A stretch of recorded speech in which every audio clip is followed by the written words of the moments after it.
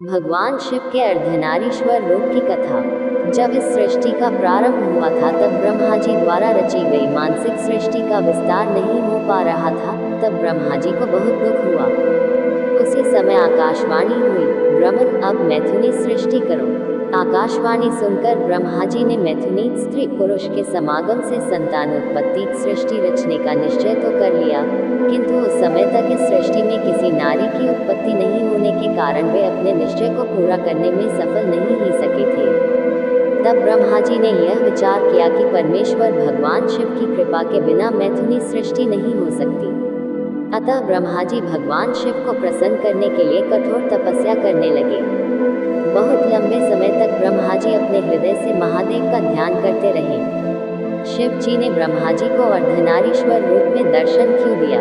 भगवान शिव अंतर्यामी हैं, उन्हें ब्रह्मा जी के इस तपस्या का कारण पता था। अतः उनके कठोर तपस्या से प्रसन्न होकर भगवान उमा महेश्वर शिव ने उन्हें अर्धनारीश्वर रूप में दर्शन दिया। देवों के देव भगवान शिव के उस दिव्य रूप को देखकर ब्रह्मा जी आनंदित हो उठे और उन्होंने भूमि पर लेटकर उस अलौकिक स्वरूप को दंडवत प्रणाम किया। तब भगवान शिव ने मुस्कुराकर कहा, पुत्र ब्रह्मा, मुझे तुम्हारा मनोरथ पता है।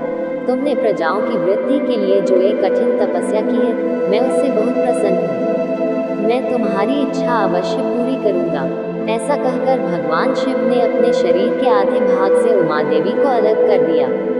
उसके उपरांत ब्रह्मा जी ने परमेश्वर शिव के आधे शरीर से अलग हुई उन परम शक्ति को साष्टांग प्रणाम करके हाथ जोड़कर कहने लगे, शिवे, सृष्टि के प्रारंभ में आपके पति देवादिदेव शंभु ने मेरी रचना की थी।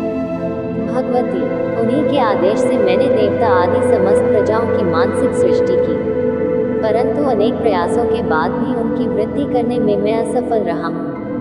अतः अब स्त्री पुरुष के समागम से मैं प्रजाओं को उत्पन्न कर सृष्टि का विस्तार करना चाहता हूँ, परंतु अभी तक इस धरा पर किसी नारी की उत्पत्ति नहीं हुई है और नारी कुल की उत्पत्ति करना मेरी शक्ति के बाहर की बात है। देवी, आप संपूर्ण सृष्टि तथा समस्त शक्तियों की उद्गम स्थली हैं, इसीलिए हे मातेश्वरी, आप मुझे नारी कुल की सृष्टि करने की शक्ति प्रदान करें। मैं आपसे एक और विनती करना चाहता हूँ, इस संपूर्ण जगत की वृद्धि के लिए आप मेरे पुत्र दक्ष की पुत्री के रूप में जन्म लेने की भी कृपा करें। शिव और शक्ति कौन है? ब्रह्मा जी की प्रार्थना सुनकर परमेश्वरी शिवा ने तथास्तु, ऐसा ही होगा कहा और ब्रह्मा जी को उन्होंने नारी कुल की सृष्टि करने की शक्ति प्रदान की। इसके लिए उन्होंने अपने दोनों भुजाओं के बीच से अपने ही समान कांतिमती एक शक्ति प्रकट की। उसे अलौकिक शक्ति देखकर देवों के देव भगवान शिव ने हंसते हुए कहा, देवी, ब्रह्मा ने कठोर तपस्या द्वारा तुम्हारी आराधना की है, अब तुम उन पर प्रसन्न हो जाओ और उनका मनोरथ पूर्ण करो। महादेव की इस आज्ञा को पूर्ण करने के लिए वह शक्ति ब्रह्मा जी की प्रार्थना के अनुसार दक्ष की पुत्री बन गई। इस प्रकार ब्रह्मा जी को अनोखी शक्ति देकर देवी शिवा पुनः महादेव के शरीर में समा गई। भगवान शिव भी अंतर्धान हो गए। तभी से इस लोक में मैथुनी सृष्टि चल पड़ी। अपनी तपस्या में सफल होकर ब्रह्मा जी भी भोलेनाथ का स्मरण करते हुए इस सृष्टि का विस्तार करने लगे। इस प्रकार शिव और शक्ति एक दूसरे से अभिन्न तथा सृष्टि के आदिकारण हैं। जैसे पुष्प में गंध, चंद्र में चंद्रिका, सूर्य में प्रभा और स्वभाव सिद्ध है, उसी प्रकार शिव में शक्ति भी स्वभाव सिद्ध है। शिव में एकार ही शक्ति है।